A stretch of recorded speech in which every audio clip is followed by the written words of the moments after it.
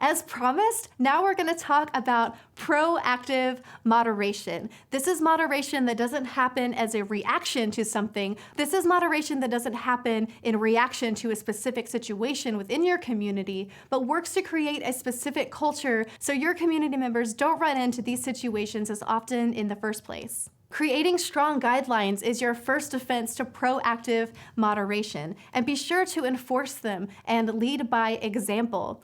This is a screenshot from the Nonprofit Technology Network, and if you read through here, you'll see that their guidelines and responsibilities are all about being respectful. The first sentence in behavior is respect others. Their first sentence after privacy and trust is respect your peers by not scraping their contact information. And then they have marketing and self-promotion, respect the community's purpose. It's all about respect. So have a strong set of community guidelines so your community members know the way to appropriately behave in the first place. It can also really help to be very transparent about decisions you make that affect the community as a whole. So be sure you're letting them know what's going on whenever you're changing things about your community so that they're prepared and it doesn't cause conflicts.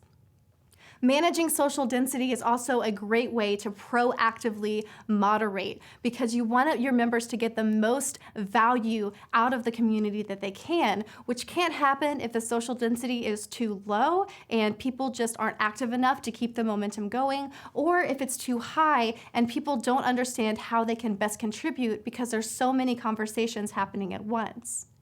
You can also work to become an authority as a community manager. You can build up a sense of respect within your community if you constantly let them know that you're hard at work protecting the community as a whole. Use positive reinforcement early and often as you're building up a community. Let people know what contributions really help or hurt the community. Be sure to say thank you and call people out.